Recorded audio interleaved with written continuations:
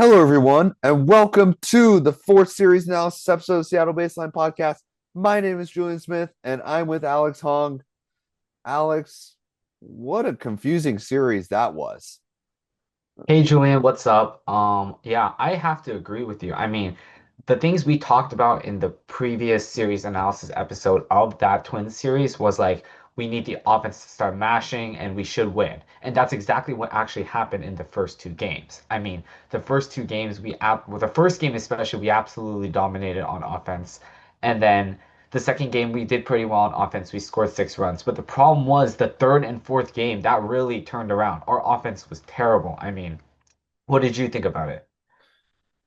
Yeah, we came off of the Cubs series really hot. The offense was doing great. The pitching staff not so much, and that's what we saw from the second game of the Castillo game. But we were doing really good offensively, and on the third game we kind of turned around, and I guess we lost it.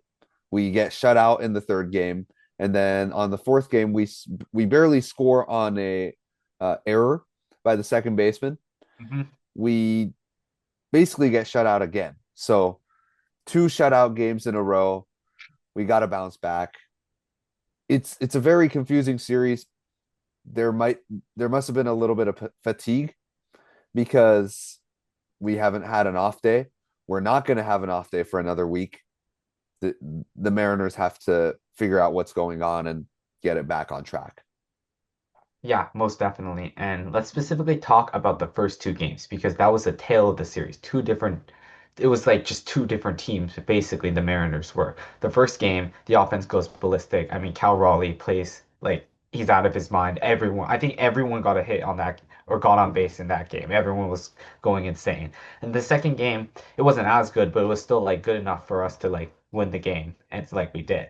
But then the third and fourth game, the players really struggled. And I'm trying to understand why that happened. And that's a good question. So what do you think? Do you think there's the overall cause? I I don't think there's signs of a cause. I don't think there's like a big overarching issue that we have. I think if there is one, it's definitely the fact that our depth isn't very good and we're not giving our guys off days. Our players aren't getting enough off days. Cal Raleigh, his off day is basically just being a designated hitter. He has to come out every single day and play because he's our catcher and he happens to be the best hitter on our team right now. And Hmm. not just the best hitter on our team, he's basically almost the best hitter in baseball, other than Aaron Judge. So Cal Raleigh needs to play every day. JP Crawford, other than the off day that he got in the last game of the Red Sox series, and then the day after, because that was the final off day before this massive stretch that we've had. He hasn't had an off day. Yeah. Our players just they look fatigued. They just don't look like they just look like they haven't had an off day for a long time, and that's understandable because that's what happened. They need to figure it out. Hmm. There's one player I want to notif or put on notice for a little bit. It's Julio Rodriguez. And so if we check out how he did in this series, he went 3 for 15, which is obviously really, really bad. But a key thing is that he had 8 strikeouts. This guy is supposed to be one of the best players on our team. He's supposed to be the superstar. But this season, it's been Cal Raleigh. So the fact that Julio Rodriguez isn't living up to his potential is a problem because now we have to rely on Cal Raleigh. We need Cal Raleigh to play every single day, or else our team has like no chance of winning, basically. We have no one who's like we could trust to rely on to like guarantee like, oh, we need him and he's gonna deliver. You know what I mean? So yeah, Julio Rodriguez has been a little disappointing this season, which is obviously affecting things. And poor Cal, Mitch Garver, he just got injured, so it's gonna be tough for him. What do you think? Yeah, for Julio Rodriguez, it's been the same issue for a really, really long time. It's the slider low and away that he swings through, and he's late on the fastball up. Julio Rodriguez can he will smash the hanging breaking ball. If if a pitcher throws to him a slider that ends up anywhere in the zone, that ball is gone. It's easily gone. But Julio Hmm. Rodriguez, he his power comes not from the pull side, but it seems to come from the push side. He seems to like going the opposite way with his approach, and maybe that's making him a little bit late on all of the pitches. Maybe he should start pulling all of the pitches that he sees. Maybe that's how he can regain some of that momentum, being a little bit more early, like Mm. intentionally being early. Because I think at this point for Julio Rodriguez, anything early, if you foul it off because it's early, like if you accidentally foul it to the left side, that's fine as long as he's not late and swinging and missing at fastballs up because he can't get to it, that's an issue. If he can get to it, but he's too early, is fine. You can still adjust to it. Too late is not fine. Julio's got to find a way to be early to the fastball. Yeah, that's some pretty good thoughts on Julio right there. I totally agree. Other parts of the series, the one last thing I want to talk about is the pitching in general. Pitching played pretty well. All the starters played pretty well, honestly, except Castillo. But even with that game, the bullpen locked down. And the bullpen locked down basically for the entire series except the last game. But the last game, it was just one, it's just Zach Pop who had a rough day. But the bullpen overall played really well. What do you think? Yeah. That's this is what the Mariners bullpen is built to do. It's the top end of our bullpen, Andres Munoz, Matt Brash, Gabe Spire, those three are lockdown guys. They're very leveraged guys, and so you can put him out. You can put him in a very like you can put him in when you need to make sure that the other team doesn't score, and you know that they're going to lock it down for you. It's once you get down a little bit more to the Colin Snyders and the Edward Bizardos, Bizardo's been playing good recently, but once you get to like Zach Pop, that's where you start to see, okay, this is not the lockdown guys. This is the secondary guys to the Munozes and the Brashes. So when we put in the top level guys from our bullpen, we're going to be great. And the starting pitching needs to go a little bit further into the games so Yeah. that our we don't have to use up all of our top end relievers. We can maybe use Brash and Munoz one day, and then the next day Colin Snyder's open. Maybe Munoz is open for a second day after only going for like 10 pitches. So it's it's not meant to withstand a lot of innings. Our bullpen's not our the depth of our bullpen is not enough for us to withstand having to use 4 innings worth of bullpen arms each day. Our bullpen is really good at locking down games where Brian Wu goes, let's say, 7 innings. The bullpen can go 0-0 the next 2 innings. They're really good at that. So I think that's what we're starting to see, that the bullpen is doing a lot better with the lower leverage guys. And maybe that turns around in the next series. Maybe we get bit by that. We definitely got a little bit by that with the Zach Pop moment when he gave up 8 runs in, I think it was the 6th inning today. But overall, the bullpen's been really nice. I hope that we can continue doing this with our bullpen. I hope that the starting pitching can go a little bit longer. ERA's been good for the starting pitching, but we just need to go longer. Yeah, I totally agree. I want us to at least go like 6 innings, or maybe even try to get to seven, or maybe even eight. I feel like today, Emerson Hancock in the last game, he played really well, but the problem is he only went 2 or 5 innings, which is not that ideal. But yeah, I think they should go longer. Okay, I think we should now move on to talk about the next upcoming series, which is against the Texas Rangers. Do you have any thoughts going into that series? The 2025 Texas Rangers are the same team as the 2024 Seattle Mariners. Their pitching is very good. Their offense sucks. And their bullpen is okay. That's that's basically their whole team. We're really familiar with this type of team last year, right, Alex? Like we're like Yeah, super familiar we've been with used to the this for years. yeah, the crazy starting pitching, horrible offense that can barely score runs, and then not that great bullpen. That's the Texas Rangers this year. The Mariners need to score runs. That's it. The the Rangers aren't a threat to Logan Gilbert, Brian Wu, and Luis Castillo, who are the three pitchers playing for the Mariners this week. We've gotten the information that Nathan Eovaldi is playing on the first day against Logan Gilbert, but we haven't gotten the next two pitchers. The probable pitchers um, for the rotation, we counted the rotation. This is the five that's going. The two after Eovaldi most likely are Kumar Rocker and Jack Leiter. And Kumar Rocker has crazy stuff. He has on days and off days. His ERA might be a 6.6, but if we're not careful, he can shut down the Mariners.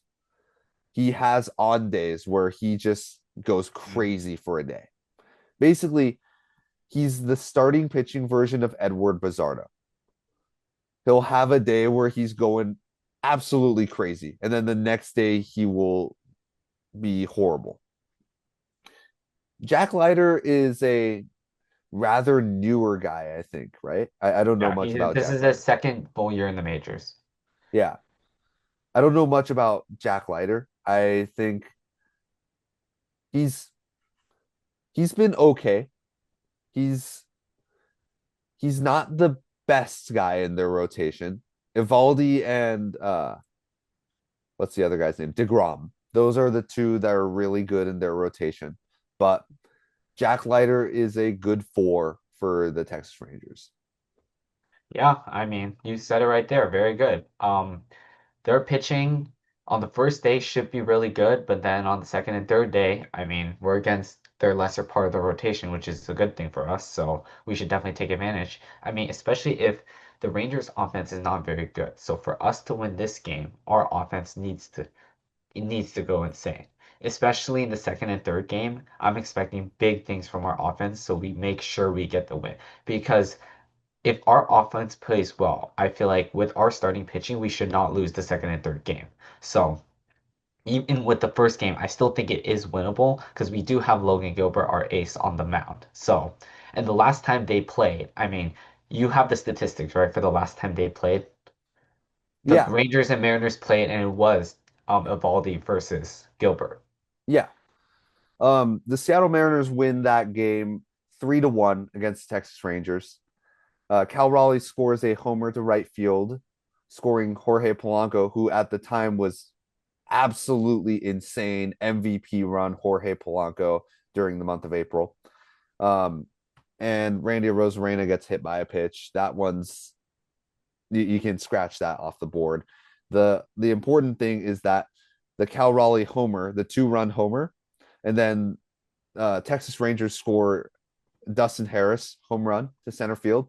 So it's a 2-1 game basically with it being one score each, one homer each. And so this is going to be a really low scoring game. Evaldi's been playing insanely good for the Texas Rangers. Logan Gilbert has ERA wise, he's been really good for the Seattle Mariners. Innings wise, he can use a little bit of work. He's been going around 5 or 6 innings on average. I haven't seen him go 7 innings much this year. The only time I can really remember is the first day, the opening day, when he went 7 innings against the Athletics. That's the only time I remember him going 7 this year. Logan Gilbert needs to go more innings. And if he can shut down this Texas Rangers lineup basically the same way that he did in the month of April when they first squared off, we have a pretty good chance of winning. Yeah, I totally agree. I mean, let's look at this Rangers offense right here. Their star players are supposed to be Corey Seager and Marcus Semien. They were their two biggest acquisitions a few years ago, but they're not playing well. I mean, they're not playing well at all this year. So we definitely should be able to lock these guys down. And I'm pretty excited. I think we're going to play pretty well this series. I think we'll turn it around and the offense will play well. But one other thing I want to talk about real quick with the Rangers is that um again with the series against the Rangers is we have to consider the fact that we lost Mitch Garver. So apparently we might bring up Harry Ford. So do you think that might have any implications in this series at all? Harry Ford is a very good bat this year. In Tacoma, he's batting over 300. He's he's a bat to ball guy with sneaky pop. He can hit a home run every once in a while. And not just every once in a while this year. He's been crazy with the home runs this year. He's been lighting up AAA. One change that he's made to make him a lot better this year is that he's swinging at a lot more pitches and swinging a lot more effectively at a lot of pitches. Mhm. Last season, it seemed like he was looking to walk. He was looking at the first pitch, whether it was a strike or not, it didn't matter. He was laying off on it. And then he's looking to foul it off. If he's going to hit the ball, he's looking to foul it off. It wasn't like he was trying to hit it. This Mhm. season, Yeah. he is. And it's been paying a lot of dividends for him. I would be really happy if Harry Ford can come up. I think his bat's been really good. Defensively behind the dish, I don't think that he is a good defensive catcher. That's the part of the development that I wonder if he's good enough to come up to the majors with, especially at the position of a backup catcher. DH, probably, yeah.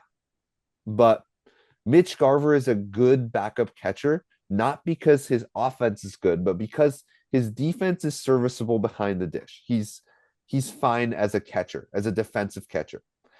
Harry Ford doesn't have that. So if he's not good as a batter, things aren't going to look good for him. Yeah, That's my thought on Harry Ford.